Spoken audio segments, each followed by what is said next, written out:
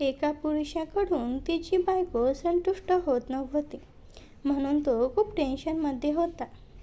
एके दिवशी फेसबुकवर अचानक माझी ओळख त्या पुरुषाची झाली. तो म्हणाला, "तू खूप धष्टपुष्ट आहे, माझे एक काम कर." असे म्हणून तो मला त्याच्या घरी घेऊन गेला. तोही सोफ्यावर बसलो. तेव्हा तिची बायको किचनमधून बाहेर आली. तेव्हा आमच्या नजरा एकमेकांकडे गेल्या. तिला पाहताच मी माझे भान हरपून गेलो. ती एकदम खूपच मादक होती. तिचा रंग एकदम गोरा होता आणि साईज 36, 26, 38 होती.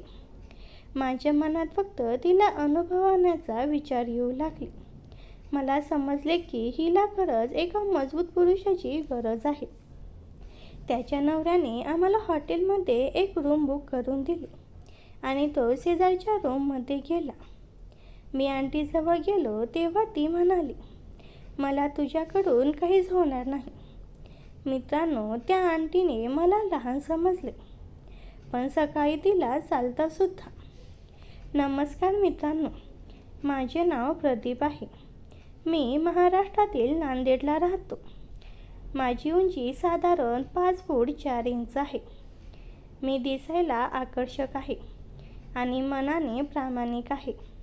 मला खूप गप्पा मारायला आवडते, त्यामुळे मी नवीन नवीन मित्र बनवत असतो. यासाठी मी फेसबुकवर एक बनावट खातेही बनवले आहे. त्याद्वारे मी अनेक स्त्रिया आणि मित्रांशी गप्पा मारतो. बनावट खात्याचे कारण असे की मी माझी खरी ओळख कुणाला सांगू इच्छित नाही आणि कुणाची जाणूनही घेऊ इच्छित नाही. तर मित्रांनो, असे झाले की एक दिवस मला एका अंकलची मैत्रिणीची विनंती आली. त्याचे नाव देव होते. ते महाराष्ट्रातीलच होते. काही दिवस त्यांच्याशी इकडच्या तिकडच्या गप्पा झाल्यावर त्याने मला असे काही सांगितले की मी स्वतःच गोंधळलो. त्याची बायको पूजा, जिचे 2 मुले पुण्यात इंजिनिअरिंग शिक्षण घेत होते आणि तिथेच राहत होते. त्यांनी सांगितले की त्यांचे आयुष्य खूप चांगले चालले आहे, पण गेल्या काही वर्षापासून त्याचे लैंगिक आयुष्य कंटाळवाणे झाले आहे. त्याची बायको त्याच्याशी नीट बोलत नव्हती, त्यामुळे त्याच्यात तणाव वाढला होता. याचे एक कारण असेही होते की त्यांनी त्याच्या बायकोला ते व्हिडिओ पाहायला शिकवले होते. तसे व्हिडिओ पाहून त्याच्या बायकोची वासना वाढली होती आणि तिला भरपूर प्रमाणात अनुभव हवे होते, जे ते पूर्ण करू शकत नव्हते. म्हणून त्यांनी दुसऱ्या पुरुषांकडून आपल्या बायकोला सुंदर वेळेचा अनुभव देण्याचा विचार केला. पण त्यांना भीती होती की समाजात त्याची जी प्रतिष्ठा आहे ती मातीमोल होऊ नये.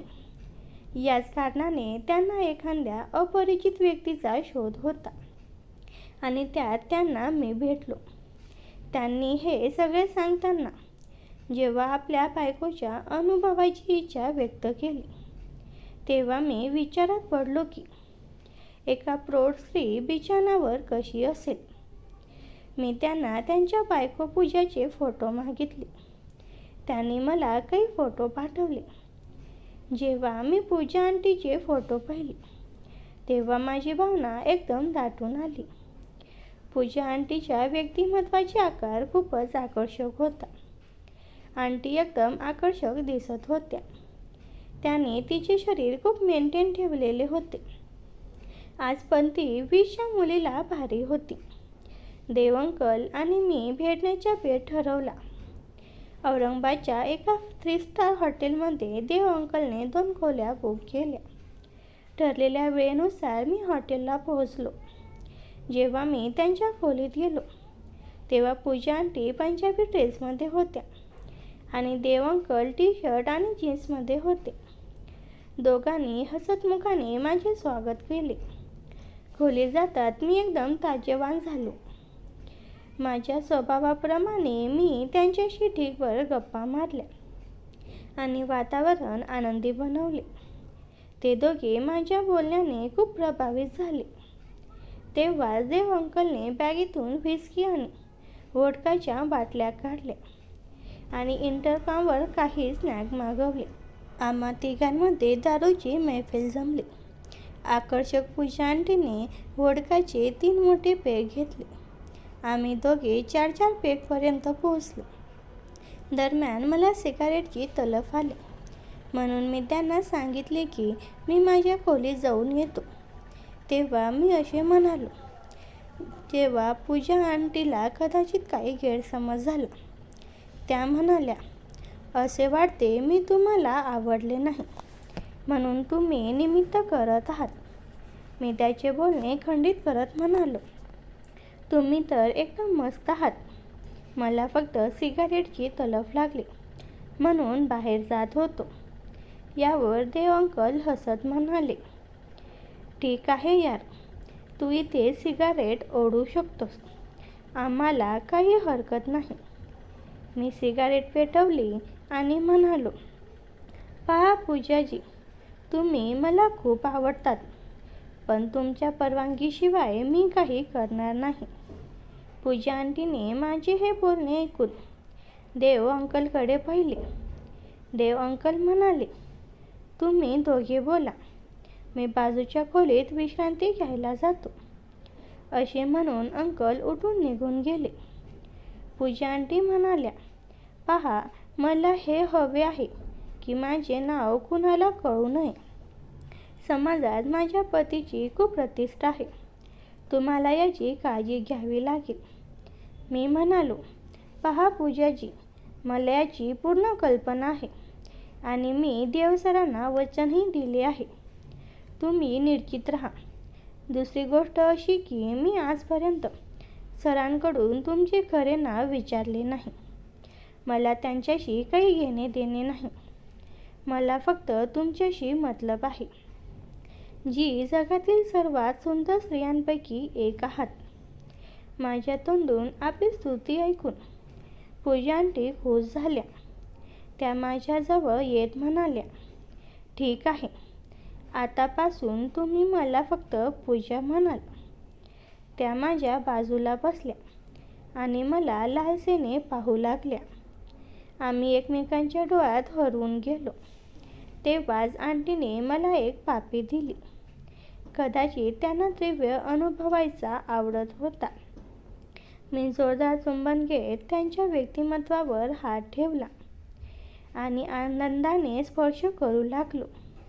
आंटीचे व्यक्तिमत्व खूपच मस्त होते. त्यांचा गरम श्वास त्यांच्या चेहऱ्यावर मला मस्ती चढवत होता. सुमारे 5 मिनिटे चुंबन घेतल्यानंतर मी त्यांना स्वतःपासून वेगळे केले. आंटीला समजले की आता काय करायचे. त्या उठून उभ्या राहिल्या. तेव्हा मी त्यांचा टॉप बाजूला केला. आता माझ्यासमोर त्यांची विशाल व्यक्तिमत्व कव्हरमधून बाहेर येण्यासाठी बेताब दिसत होते. आंटीचे आकर्षण व्यक्तिमत्व पाहून माझी भावना खूपच दाटून आली होती. मी त्यांचे कव्हर बाजूला करताच मला जे दिसले ते मी तुम्हाला शब्दातही सांगू शकत नाही. खूपच आकर्षक आकारात होते. इतक्या गठीले व्यक्तिमत्व मी पहिल्यांदाच पाहिले. मी त्यांच्या शरीरावरील ते शेवटचे आवरण बाजूला करताच माझ्या डोळ्यासमोर जणू सौंदर्याचे एक लेणे उभे राहिले. पूजा आंटीचे ते गठीले आणि सुडोल व्यक्तिमत्व पाहून माझा स्वतःवरचा ताबा सुटत चालला होता. वयाची 40 ओलांडली असली तरी त्याने स्वतःला ज्या प्रकारे मेंटेन ठेवले होते ते पाहून 20ल्या मुलीही फिक्या पडतील असे वाटत होते. त्यांचा गोरापान वर्ण मंद प्रकाशात अधिकच उजळून निघत होता. मी त्यांच्या अगदी जवळ गेलो. आमच्या दोघांच्या शरीरातील अंतर आता संपले होते. त्यांच्या शरीरातून येणारा तो महागडा अत्तर आणि व्होडकाचा समिश्र सुगंध मला अजून धुंद करत होता. मी हळूच त्यांच्या कमरेवर हात ठेवला.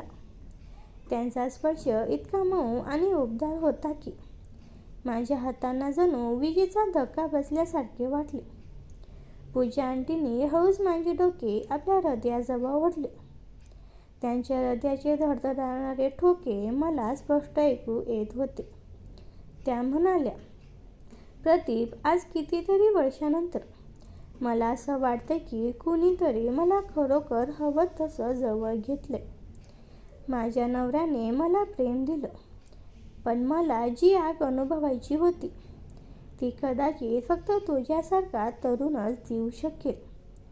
मी काहीही न बोलता त्यांच्या मानेवर आपले ओठ टेकवले. त्या स्पर्शाने आंटीच्या अंगात एक शिरीशिरी भरली आणि त्यांनी आपले डोळे घट्ट मिटून घेतले. त्यांच्या तोंडून निघणारा तो हळूवार आवाज खोलीतील शांतता भेदून जात होता. मी माझे हात त्यांच्या पाठीवरून फिरवायला सुरुवात केली. त्यांची त्वचा इतकी मुलायम होती की माझा हात इथून हटवावासा वाटत नव्हता. आम्ही हळूहळू पलंगाच्या दिशेने सरकलो. पूजा आंटीने मला पलंगावर यायला सांगितले आणि स्वतः माझ्याजवळ झुकल्या. त्यांचे ते मोकळे केस माझ्या चेहऱ्यावर पडले, जणू काही काळे ढग आभाळात दाटून आले असावेत. त्यांनी माझ्या ओठांवर पुन्हा आपले ओठ टेकवले. यावेळी ते चुंबन अधिक तीव्र आणि खोल होते. त्यांच्या जिभेची चव आणि तो ओलावा मला एका वेगळ्या जगात घेऊन जात होता.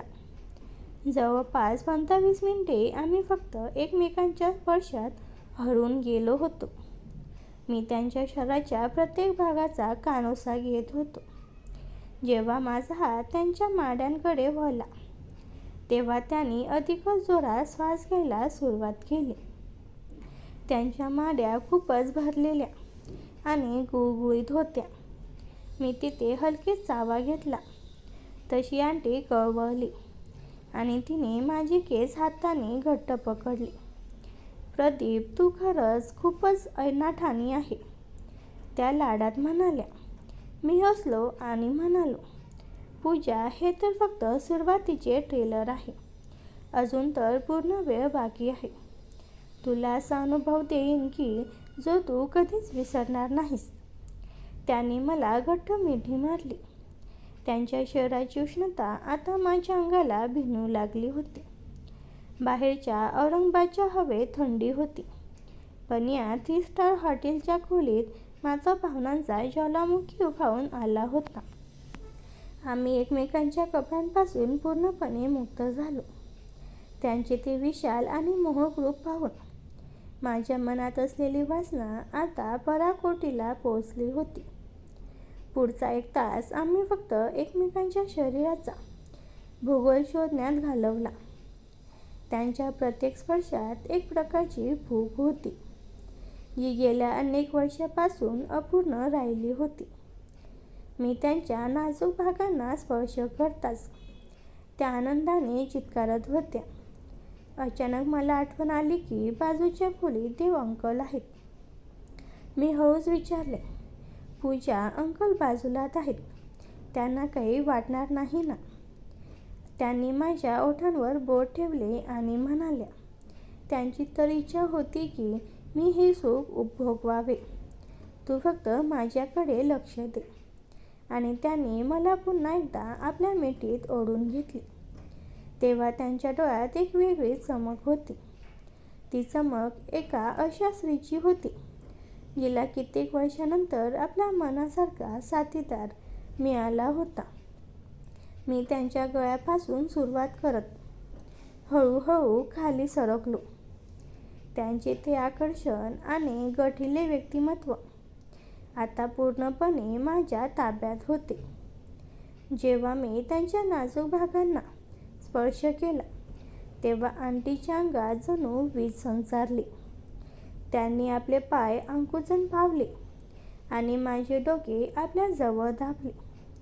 प्रदीप, तू मला वेड लावतोस, त्या धापा टाकत म्हणाल्या. मी काही न बोलता त्यांच्या शरीराचा प्रत्येक कोपरा आपल्या ओठांनी शोधायला सुरुवात केली.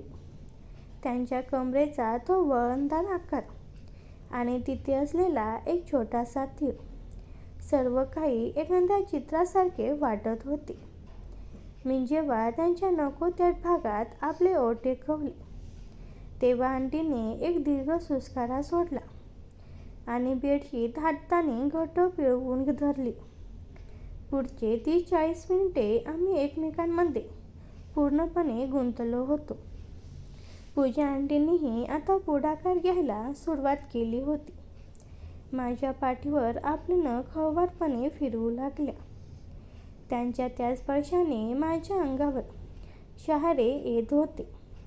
त्यांनी माझ्या कानाजवळ येऊन हळूच विचारले, तुला आवडतं हे सगळं? मी वळून त्यांना पुन्हा माझ्या मिठीत घेतले आणि म्हणालो, पूजा, आवडणे हा शब्द खूप छोटा आहे. आज जे काही घडतंय ते माझ्या कल्पनेपलीकडचे आहे.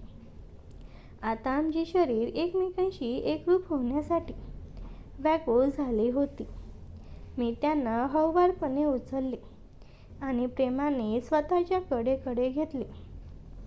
पूजा आंटीने त्यांचे हात माझ्या गळ्यात अडकवले आणि पाय माझ्या कमरेभोवती विळखा घातला. त्या स्थितीत आम्ही एकमेकांच्या डोळ्यात पाहत होतो. आंटीच्या चेहऱ्यावर घामाचे थेंब साचले होते, जे त्यांच्या सौंदर्याला अजूनच मादक देत होते. जेव्हा आमचे शरीर संबंध पराकोटीला पोहोचले, तेव्हा आंटीचे ओरडणे आणि त्यांचा तो श्वासोच्छवास खोलीत गुंजत होता. त्यांना मिळणारा तो आनंद त्यांच्या चेहऱ्यावरून स्पष्ट झळकत होता. देव अंकलने सांगितल्याप्रमाणे त्यांना खरोखरच एका वेगळ्या आणि तप्त अनुभवाची गरज होती, जी मी पूर्णत्वास नेत होतो. जवळपास 1 तासाच्या या प्रदीर्घ आणि रोमांचक प्रवासानंतर आम्ही दोघेही थकलो होतो. आम्ही तसेच एकमेकांच्या कुशीत शिरून पडून राहिलो. पूजा आंटीने त्यांचे डोके माझ्या छातीवर ठेवले होते. शांतता पसरली होती. फक्त आमच्या दोघांच्या श्वासांचा आवाज येत होता.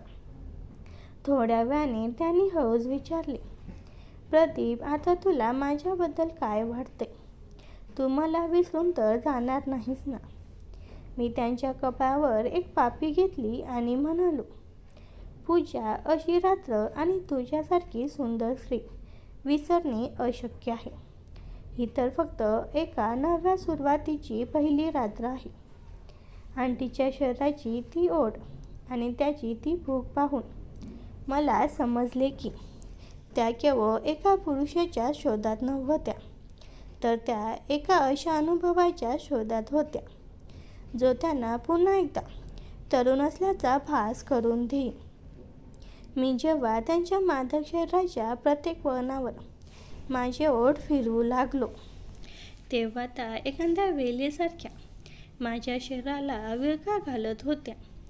आमच्यातील तो शारीरिक संबंध इतका उत्कृष्ट होता की वेळ कुठे गेला ते समजलेच नाही. पूजा आंटी जेव्हा त्यांच्या परमोच्च सुखाला पोहोचल्या, तेव्हा त्यांनी मला घट्ट मिठी मारली आणि माझ्या खांद्यावर आपला चेहरा लपवला.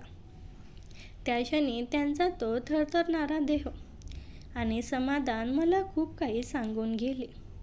सर्व काही शांत झाल्यावर आम्ही दोघेही तसेच विवस्त्र अवस्थेत एकमेकांच्या मिठीत पडून होतो. एसीची गार हवा आता सुखावह वाटत होती. पूजा आंटी माझ्या छातीवर डोके ठेवून शांत होत्या. मी त्यांच्या केसातून बोटे फिरवत होतो. काय विचार करतेस पूजा? मी विचारले. त्यांनी वर पाहिले. त्यांचे डोळे थोडे ओले पण चमकत होते. त्या म्हणाल्या, प्रदीप, देवने मला नेहमी सुख दिलं, पण आज तू जे सुख दिलंस ते शब्दात सांगणं कठीण आहे. मला आज खऱ्या अर्थाने स्त्री असल्याचा अभिमान वाटतोय. तू दिसायला जेवढा गोड आहेस, तेवढाच तू आतूनही स्ट्रॉंग आहेस. आम्ही तसेच गप्पा मारत असताना पहाटेचे 4 वाजले होते. तेवढ्या शेजारच्या खोलीतून देव अंकलचा खोकण्याचा आवाज आला. पूजा आंटी सावरल्या. त्यांनी आपले विखुरलेले कपडे गोळा केले आणि माझ्याकडे पाहून एक मोहक हास्य दिले. त्या म्हणाल्या, मला आता जावं लागेल, पण लक्षात ठेव, हा प्रवास इथे संपलेला नाही.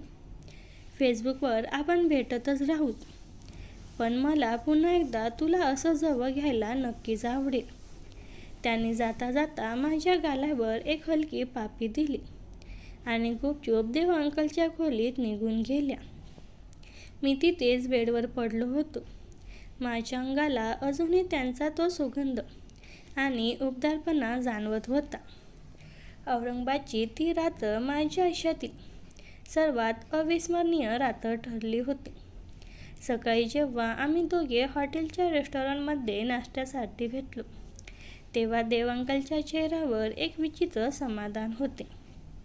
त्यांनी माझ्याकडे पाहून फक्त डोळा मिचकावला आणि हळूच विचारले, काय प्रदीप, रात्री झोप लागली नाही का नीट?